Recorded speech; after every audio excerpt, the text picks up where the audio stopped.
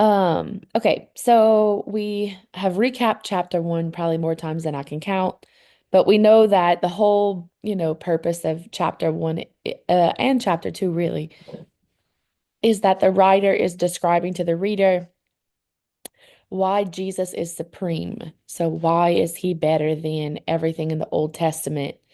And then he goes on to this pretty long explanation about why Jesus is better, is more superior than angels. And yesterday he kind of got into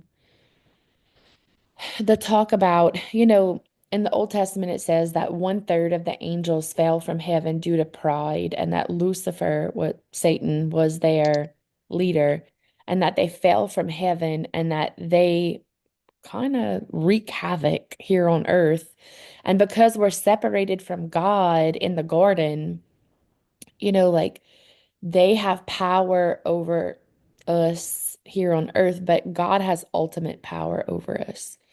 Um, like I guess I wanted to say is we can be subject to these bad angels' power. But God is superior to that. And so the writer is telling the reader Jesus is superior to that as well. Like Jesus is on top of Satan and these fallen angels, as well as the angels who stayed in heaven. Okay. So again, I feel like I'm like skating on thin ice when I talk about that because I'm just like not very knowledgeable about it. And so that's just reality. Um, and that's kind of where we end yesterday about how Jesus is superior still to angels. Um,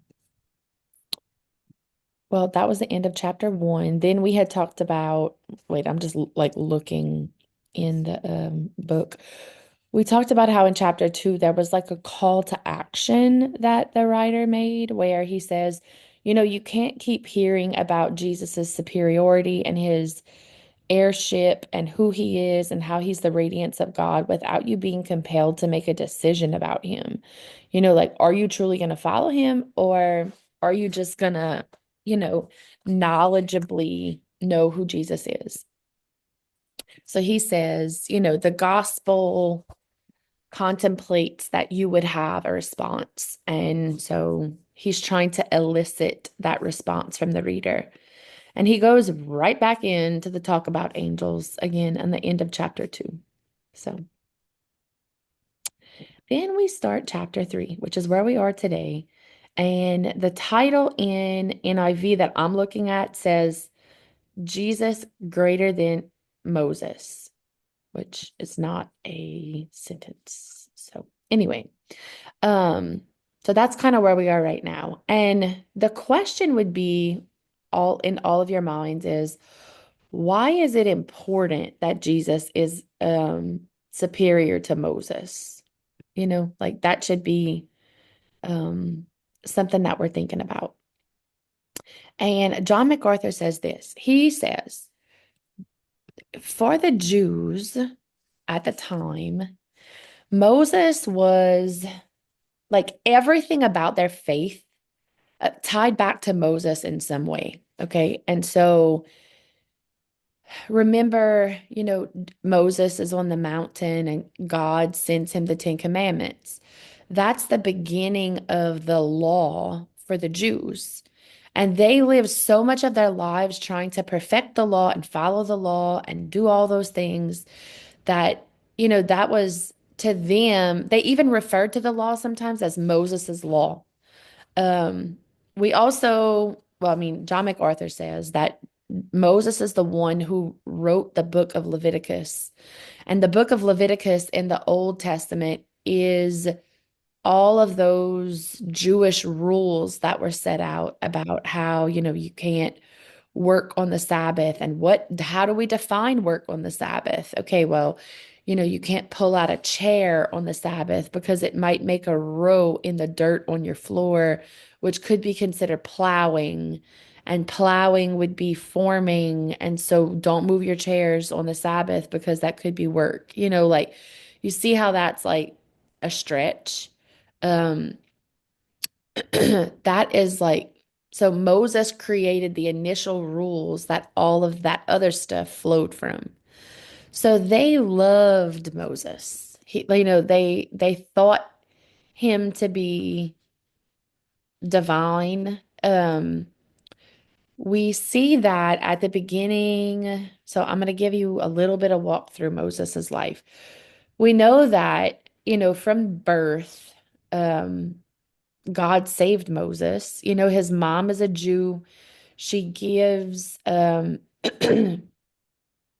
she gives birth to him, and at the time, the Pharaoh is killing babies, baby boys. And so the mother puts the baby in a basket and lets him go down the Nile River. And the Pharaoh's daughter finds him and raises him in the, you know, palace or wherever, the Pharaoh lives.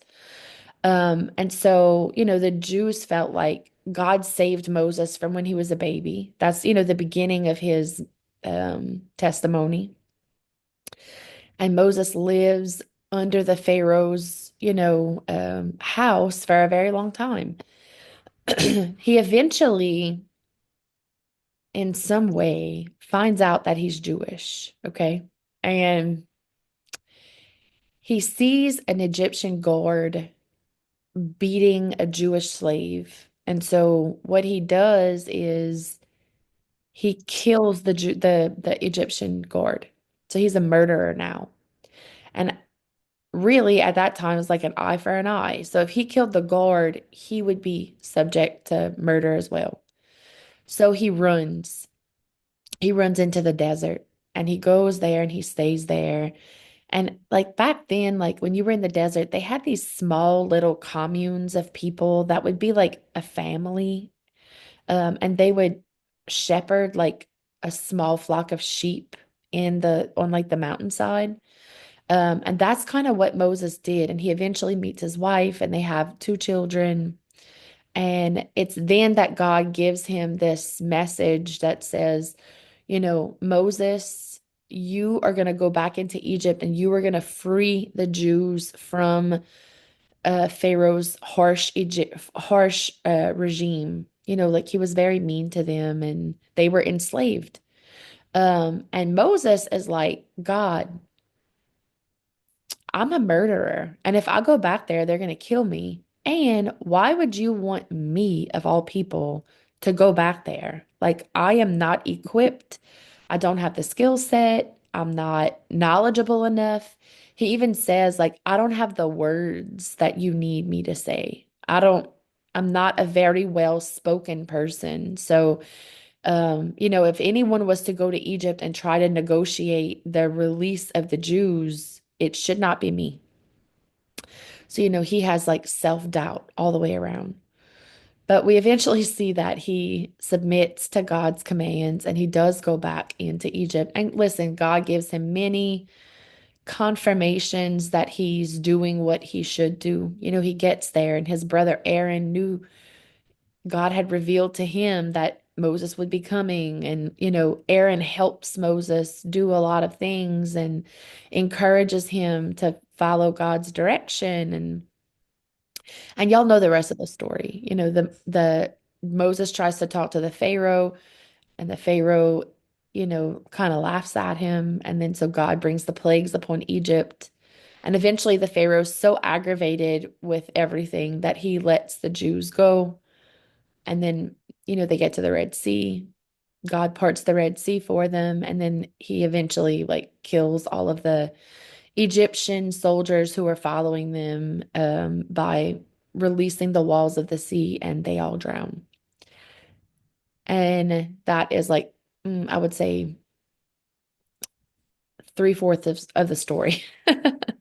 But I mean, that's just a little rundown of like Moses and how despite the fact that he didn't think that he was like worthy of God's calling, he was obedient to God and he continued despite the fact that he didn't think he was good enough, was faithful to God's calling on his life, okay? But And listen, God made many signs and wonders with Moses. I mean, he spoke to Moses in a burning bush. He spoke to Moses on the mountain initially to tell him, that he was going into Egypt. He gave Moses the Ten Commandments. He provided for him in the desert when they were wandering for 40 years. So, I mean, God in many ways had confirmed that Moses was a good and faithful servant. Okay.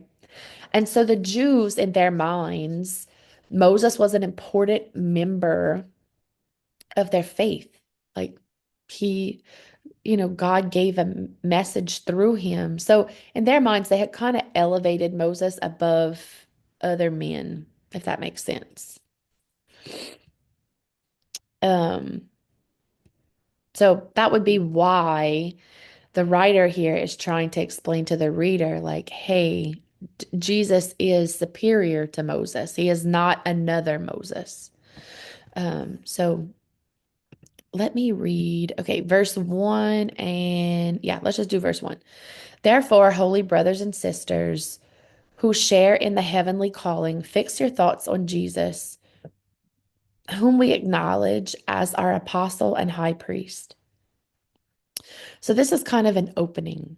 He's referring to us, the readers, as holy brothers and sisters.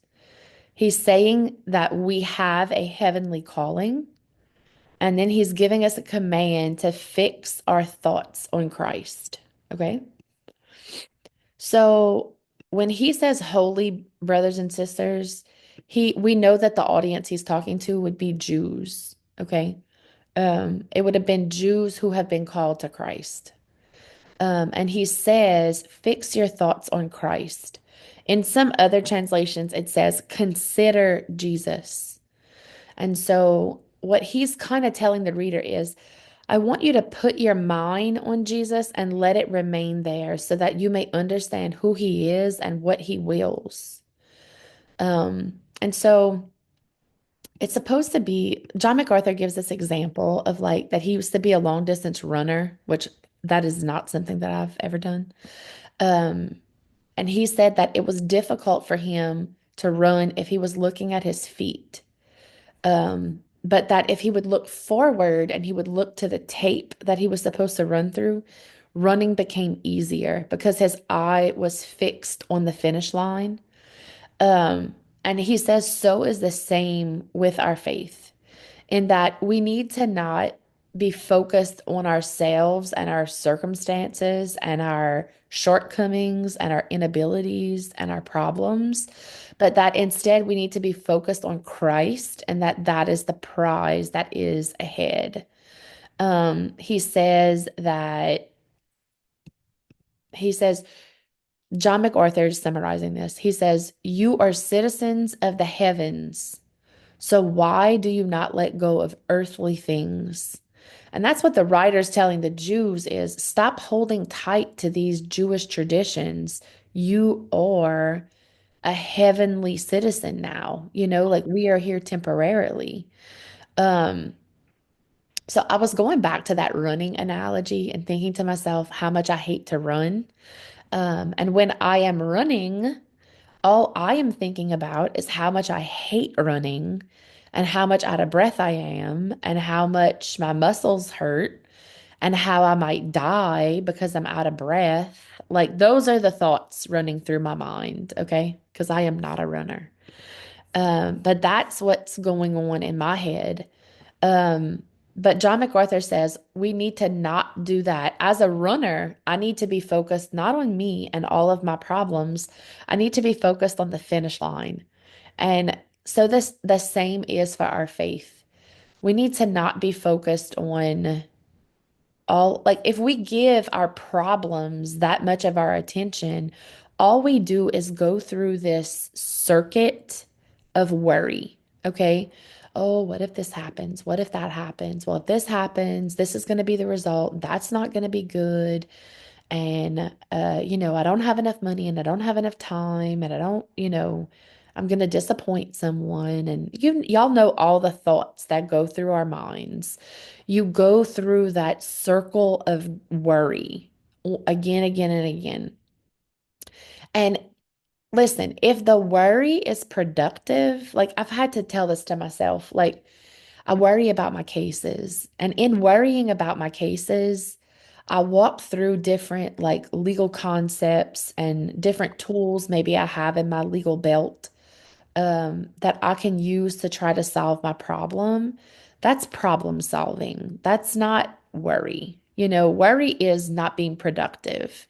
And if I'm working and I'm solving a problem, that's one thing. That's being productive.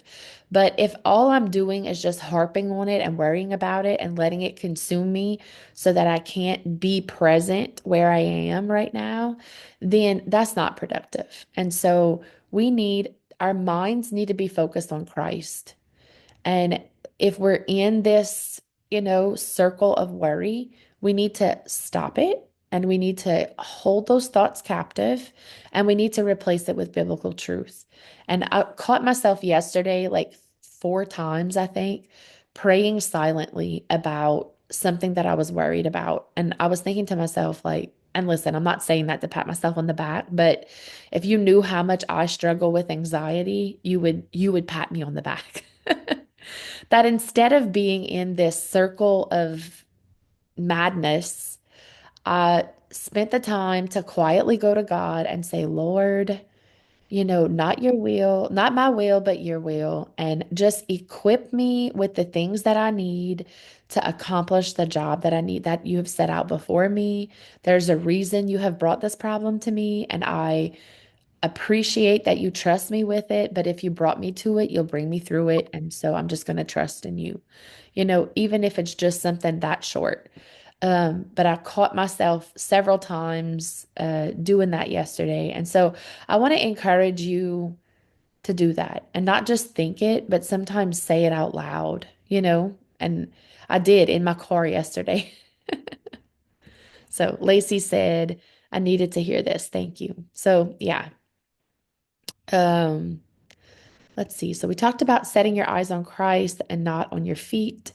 And then we see that he again refers to Jesus as the apostle and the high priest, which he has been referring to Jesus as that Jesus doesn't need to offer any more sacrifices because he is the ultimate perfect priest who can present our needs to the Lord with confidence. Verses 2 through 4. Okay. He was faithful to the one who appointed him, just as Moses was faithful to God's house. Jesus has been found worthy of greater honor than Moses, just as the builder of the house has great honor than the house itself. For every house is built by someone, but God is the builder of everything. So the first thing the writer does is he identifies a resemblance between Jesus and Moses, right? He says that they were both faithful to God. In verse 2, he says, He was faithful to the one who appointed him, just as Moses was faithful in all of God's house. So both of them, when we look to Jesus and Moses, both were faithful to God's calling that he had on them. Moses didn't want to, but he did. He was faithful to what God's calling was. We even see a time when Jesus didn't want to. I mean, we see in the Garden of Gethsemane, right before his captors come to arrest him, Jesus is praying and he says, Lord, take this cup from me, which is, him saying, God, I don't if it was my choice right now, I would not be going through this. But then ultimately he says, but not my will, your will. And that's ultimately what Moses says to him too, is that, I know that I feel inferior right now, but if you're calling me to it, you'll bring me through it. And so that is both of them are perfect examples of having faith in God's calling on your life. And so today, I want us to be focused on what calling does God have on our lives? And are we being faithful to that? Are we submitting our lives to Him and saying, Lord, I will go where you take me? Like, I will cover my eyes and I will follow you blindly wherever you lead me, and I will have confidence wherever I go that you're the one who brought me there and you're going to equip me with the skill set that I need to accomplish the work you've set out for me. And y'all, that I don't necessarily mean like in your career. I mean like in every aspect of your life, like your relationships, your parenting, your marriage, your just everything. God is going to bring you to some weird places. I can promise you that in parenting, I'm sure you've said, I never thought I would be here. Like, I never thought this is what, that I would have to deal with X, whatever X is. I can tell you for me, it was epilepsy. Never in my life, when they let me go from the hospital with my daughter, did I ever think that my child could have epilepsy. Like, no one told me that. I felt like she should have come with a warning label. Like, no one says your kid's gonna have a seizure and you're just supposed to know how to deal with that. Um, and so just like Moses, I'm sure Moses felt like, Lord, I'm a murderer. Why would you want to send me to do this work for you? And so the same is true for us. Like, I didn't think I'd have to deal with epilepsy, but you know what?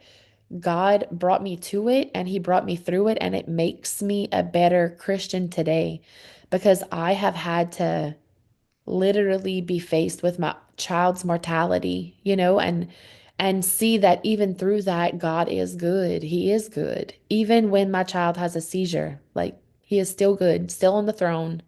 He's still carrying me through it. He's still putting people in my life who are there to support me and love me. And I wouldn't be able to see all of those things if it was not for that, set of circumstances. And listen, would I have chose it for myself?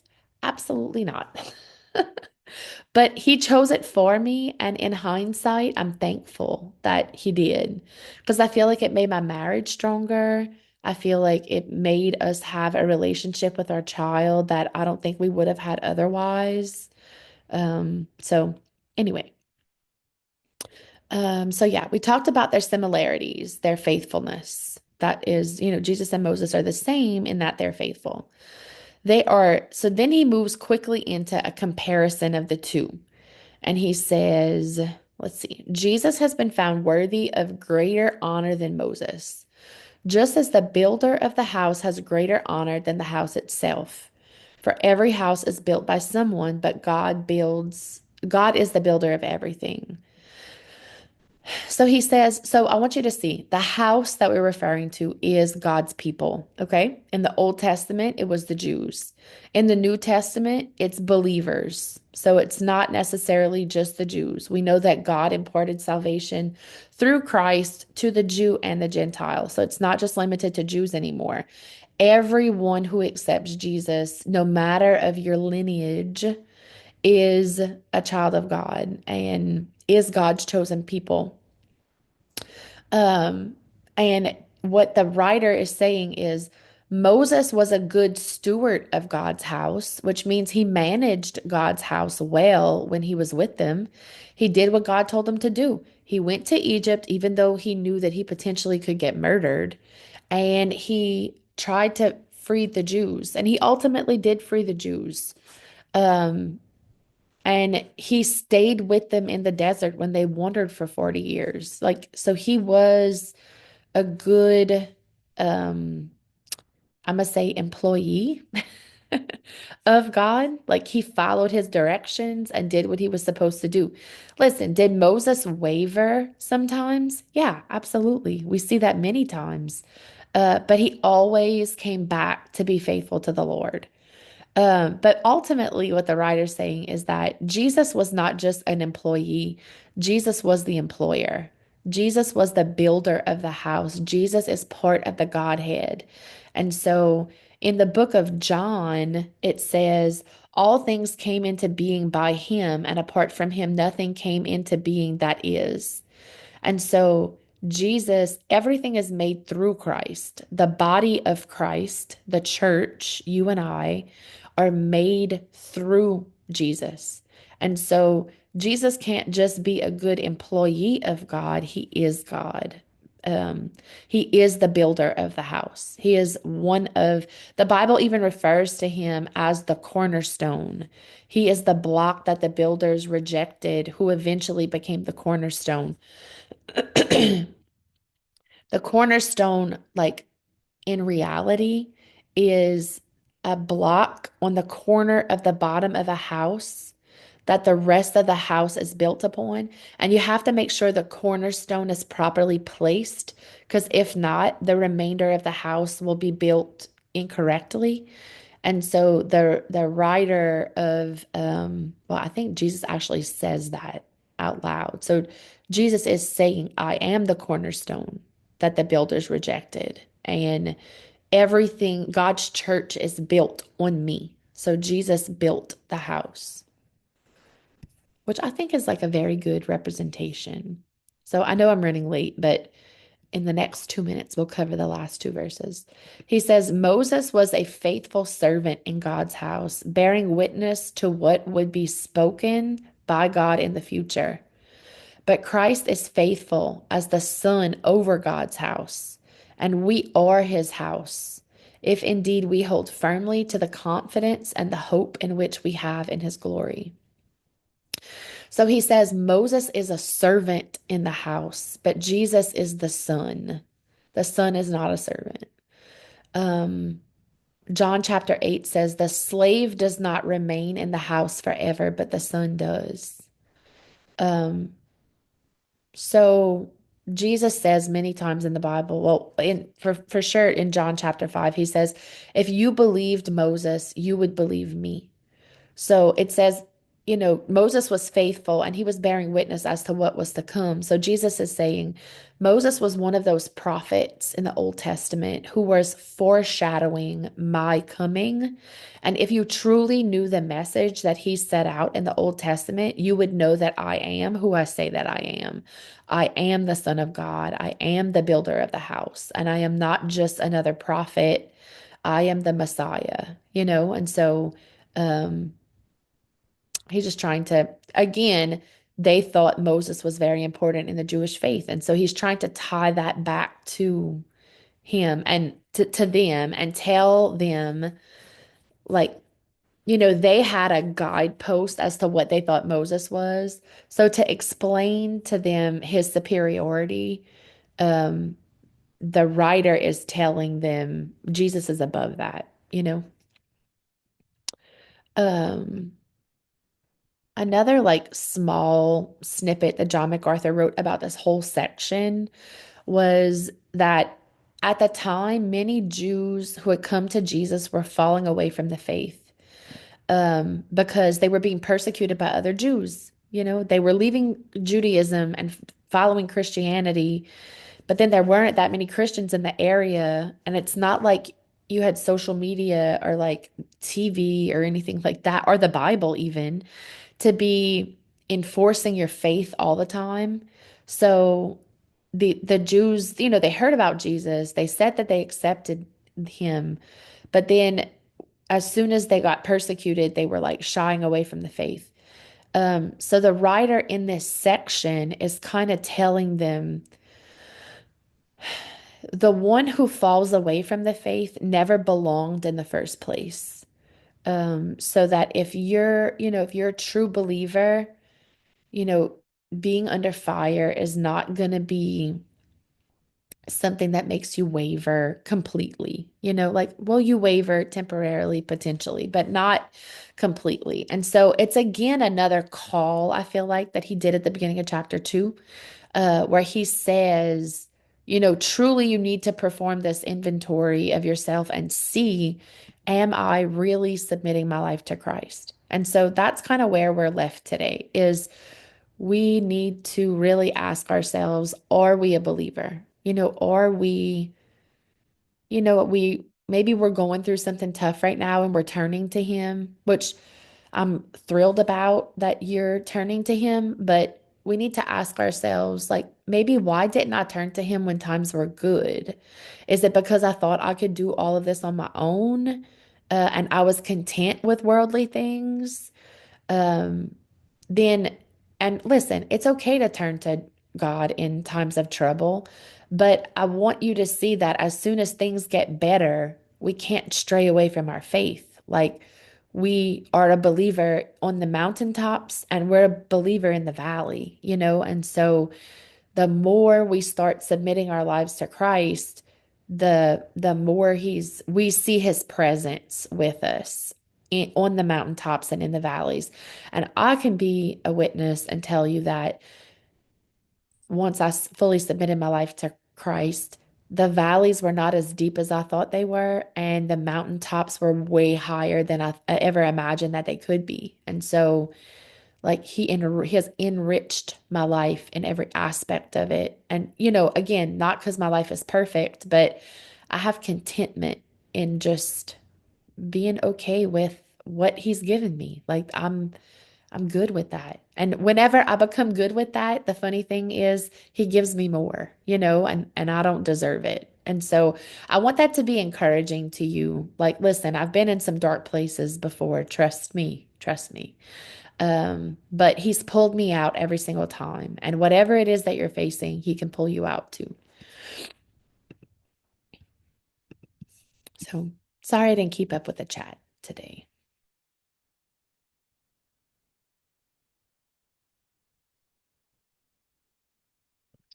Oh, Tess, I'm sorry. Yeah, intrusive thoughts are the worst.